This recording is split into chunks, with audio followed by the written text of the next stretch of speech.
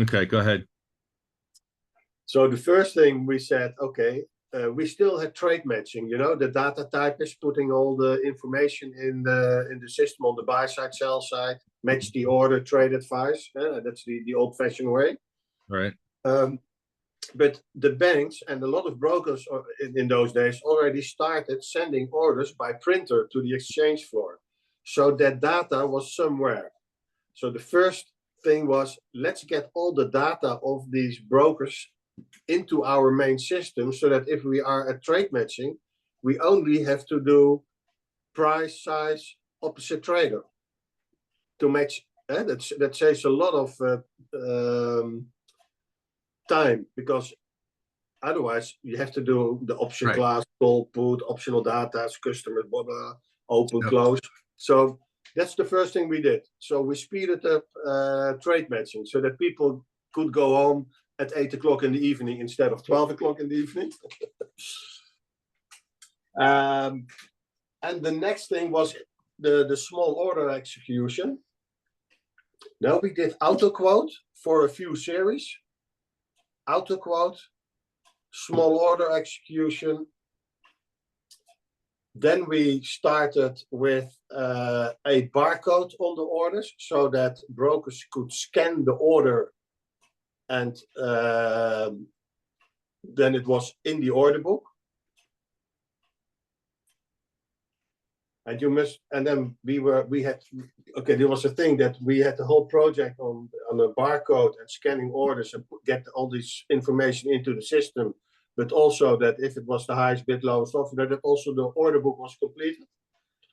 And then we moved from the Rockin, the old Rockin 65 was the options exchange building. We moved to the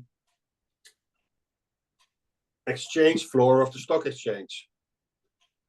And then we had said, okay, we're going to build a new option floor in the stock exchange.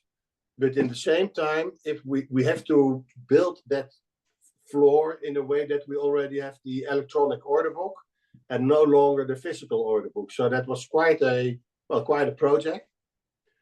And then we started with scanning orders, but that's a kind of a technique with mirrors and stuff like that. So we had ordered all kinds of scanners, but they didn't work that well. And then we had a discussion with Ahold, Albert Heijn supermarkets. You know Ahold? It's a big supermarket in the Netherlands. And if you go to that supermarket and you go and pay, they scan all the products. And they had much better scanners. So we borrowed scanners from Ahold. And then it worked splendidly. And the other thing was for market makers and brokers, was the next step was working with handheld terminals. So that the brokers could stay in the crowd and they received all their orders on handheld terminals. And also with the market makers. So that's what we did. Mm-hmm. Small order execution then. Market makers could sign in the morning that for some series they would be the opposite party of the of small order execution. And then we got the handheld terminals, and the handheld terminals was quite a thing, you could say. In smaller crowds, it worked very well. But if you would go to the index crowd, where you had, for instance, 100 traders, there was too much water in that whole environment. So the signal for the handheld terminals, they didn't get through. So there was a problem with the signal in the big crowds? Yes. And then we put all the infrastructures, all the senders under the floor. It was a computer floor. And we put them all under the floor and then it went much better. But I still had problems in the index crowd. And then there was a Dutch trader who said, listen, we also trade in Chicago and we just have a cable. on the terminal. So we on the end of the cable, and then you don't have any signal problems. So I said, okay, that's a good idea. So I said to the guys, okay, let's order cables. But I had cables of 3 meters, or 4 meters, or 5 meters. Huh? And we started, and then all these market makers got mad at me because the one with the 3-meter cable had an advantage for the one with the 5-meter cable. So I had to give everybody the same length of cable. And that's something you will still see now. If you look at the big exchanges and you go to their IT, I call it the big centers, computer centers of the big exchanges. Right. You've got the mainframe of the exchange, and then you've got all the servers of the traders. But the length of the cable is the same on every connection. So if it's just 1 meter next to the mainframe, or 10 meters away, it's always the same length. Right, right. This is the whole magic box from IEX thing. Yeah. Yes. And I think, like the way we trade these ways, then we had a big discussion with London, for instance, because our main problem was to have continuous quotes, which we could continuously communicate to the outside world. Like yeah. if you have a future, you have a bid and an offer, and you can do that manual, and that only 3 or 4 lines. You can do that. But if you want to have continuous prices in the AEX with, say, 300 series, bids and offers, that's quite something. And we were very much afraid that we would have black screens, and that therefore the retail would, well, go somewhere else. And there was a guy called Albert-Jan Huizing, and he was the guy who invented the way how you could have in nanoseconds quote updating in an electronic environment. And he puts a lot of prices, bids and offers in a kind of a package. And then the package, he was sent to our system, unpacked, and then in nanoseconds, we could update all the quotes. And that's a technology or a way of doing it, which has been copied by all exchanges. What's his name? That was Albert-Jan Huizing. Albert. He was my IT guy in those days. Van Albert Jan, Jan, Huizing, Huyzyng. Okay. And he was really, I still see him a lot, and I always compliment him with the fact that he was the guy who invented this way of trading. Wow. So that was so then we had to introduce this system, because otherwise we could not have continuously quotes. And it was a big success.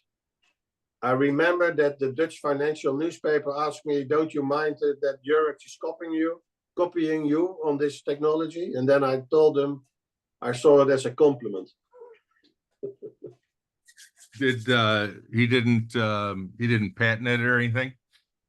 That was from the exchange.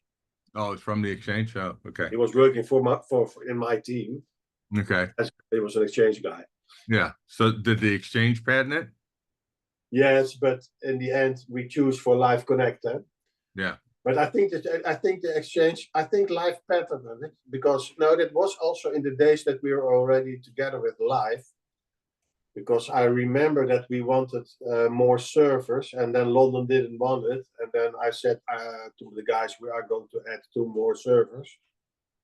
And then the system went like, I'm not an IT guy, but this guy, I believed him that much. I said, Alan, I need 2 more servers, and you will have a speed.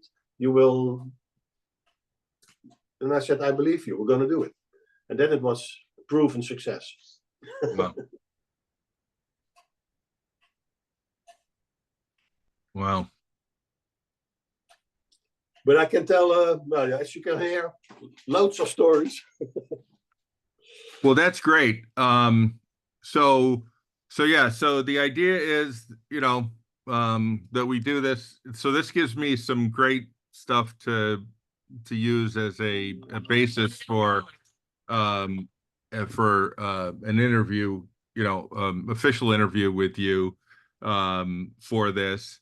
And then and then at some point then we would, come over there and interview you in person and do this right, and capture this.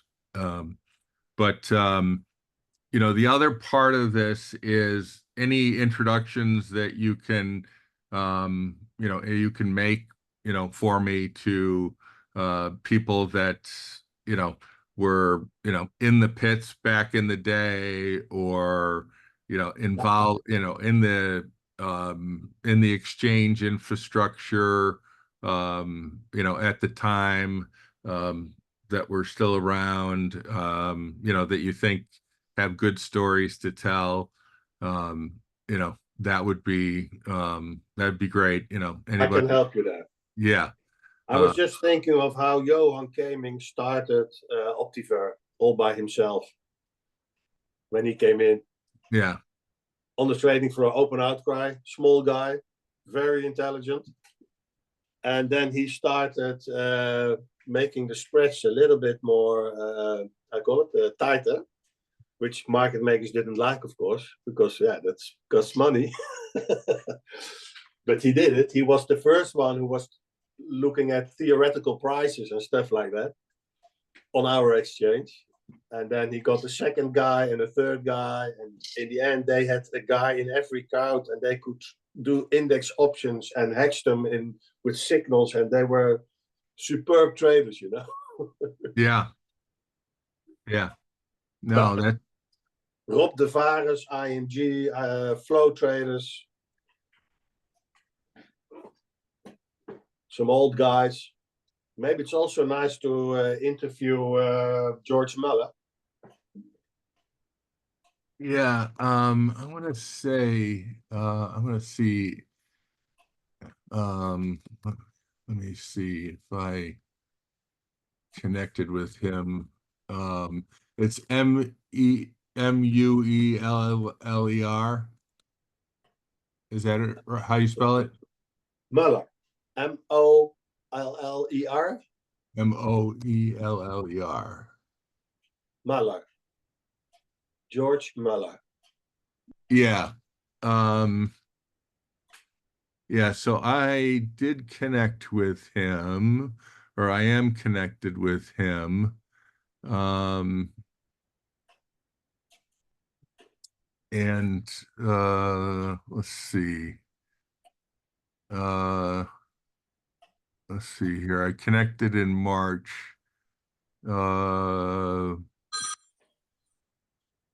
But actually back in 2011 we connected, but when he was at the Securities and Commodities Authority, SCX. Right. He used to be the chairman of the AFM. Yeah.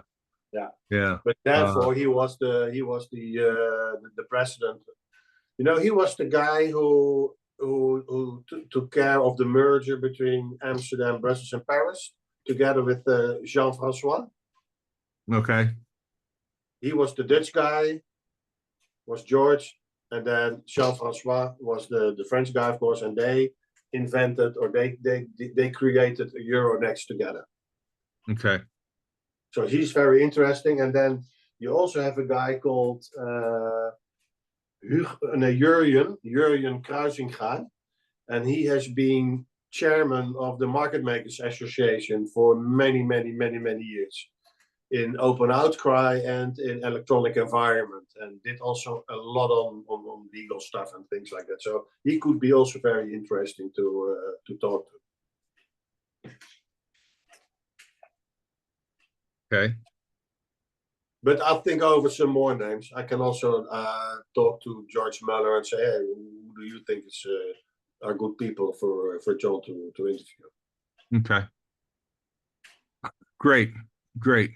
Um, Well, yeah, no, any help that you can provide, and I think that, like I said, I think this is going to be a great project for Amsterdam. It's going to be a great project for us. Just to give you some history, so back in 2011, a guy by the name of Jack Wing died. And Jack had been the chairman of a company called the Chicago Corporation. yeah, And at one time, Chicago Corp was the largest clearing firm at the Chicago Board of Trade. And he was very influential in the early days of financial futures in supporting them. In fact, he basically created um, the the MBA, the master's degree program at Illinois Institute of Technology in financial engineering that gave financial futures their kind of academic, yeah, you know, support. And and so um, I said, you know what, if we're losing guys like Jack Wing, we need to get this history down about financial futures before these guys start to disappear. yeah, So we went out and we interviewed Leo, of course, who's still around at 92, and right, yeah, we interviewed Doc Sandor and Chris Haymeyer and Rob Moore and a bunch of guys from the bond floor, and but I also hired John Perry, who had been the first editor of FOW, yeah. to interview the leaders of Eurex and Deutsche Börse and Life, and capture their story. And then In we those get, days. yeah. Was Uh, that was Friedberg or not? You Friedberg. yes. Well, we didn't get Friedberg because he wasn't involved in the creation of it. It was Oh, the guys before, before him. And so anyway, and we had plans for other plans for other parts of the financial future story. And so we started this piece on US, and then we started the piece on Europe. And then the SIBO came along, and they were having their 40th anniversary. And so we pitched them on doing a video for their 40th anniversary. Bill Brodsky wanted to do a coffee table book. Bill Brodsky. Yeah, yeah, yeah. I remember him. Yeah, and Bill, and so we went over and we talked to his comms people, and we said, the problem with a coffee table book is that they just sit on coffee tables, okay?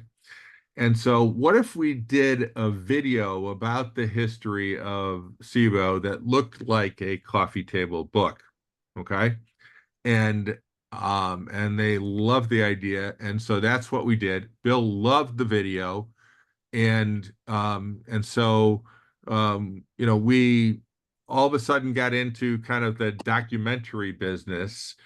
And so from that paid job, instead of doing this kind of speculative historical thing, we got RJ O'Brien's 100-year anniversary video, and then we got a project about Ivers Riley from the OIC, when he died, and because he was the ISE's first chairman, and so there was project after project after project that we got that paid, and and so we just got busy and busy. And at one point, I think it was 2017, Jim Carruth, who worked for me as my editor in chief, was um, getting a little antsy, and so I made him the CEO, and um, and it didn't work out. And I ended up taking over again as CEO, and he ended up leaving the company. And as I started to look at, stuff again, I saw that the historical videos that we had done, that the European piece was actually much more complete than I had remembered. And so I released that video. And so I can email you a link for that, Yeah, um, and show you that one. Um, and and then the guy that I worked for that kind of got me into the futures industry, um, Tom Cashman, his son, is also Tom, came to me with an idea um, about um, uh, profiling traders who participated in the open outcry markets, which turned out to be the Open Outcry Traders History Project. Um, and so we started that series, and that turned into another series, because Jerry Corcoran of RJ O'Brien was like, I want to tell you about my one day of working on the trading floor and how that influenced electronic trading. And so it was really a story about electronic trading. And so we started a new series called The Path to Electronic Trading. And then we also have a series about, the history of environmental markets. And so, we've kind of gotten into this whole history thing as a result of all of this. And, we've got dozens of these open outcry interviews and path to electronic trading interviews and all. And the idea was at some point to do something greater with them. But this is a chance, because I realized, that we hadn't covered Amsterdam, to do it in a very focused and methodical way, and utilize some techniques that weren't there a few years ago, the doing the Zoom interviews. So we did a project for RJO. Johnny O'Brien Jr., their uh, family member who took over as CEO in the 80s and really turned the company around. He died a couple of years ago, and the company had us do a video about him. And and we used this technique where we did the videos first in Zoom and then in person, um, and doing the draft, to be able to really kind of, save time and get as much of the story as possible in the most cost-effective way as possible. And so it's just something that we want to try. and right. uh, and I think it'll work in this situation, particularly considering the proximity issues. So but anyway, It's that's the story. just you're telling this. I have two books. One is about 25 years options exchange. Okay. And it gives here a picture. You see this picture? Yeah. And then it says, members of the exchange and journalists on the way to the US to learn more about option trading, 1977. I love And it. this is 25 years, and there's also a booklet of 30 years. And I that think I also, have that one. huh? I think It's that not one. this one, perhaps. Yeah, that one looks familiar. I think I gave it to you. Yeah. But that also gives a little bit the history of Amsterdam. I just was thinking, hey, I've got these booklets here. Yeah, no, I know, and I know that the Amsterdam, what's the foundation called again? Capital Amsterdam. Capital Amsterdam.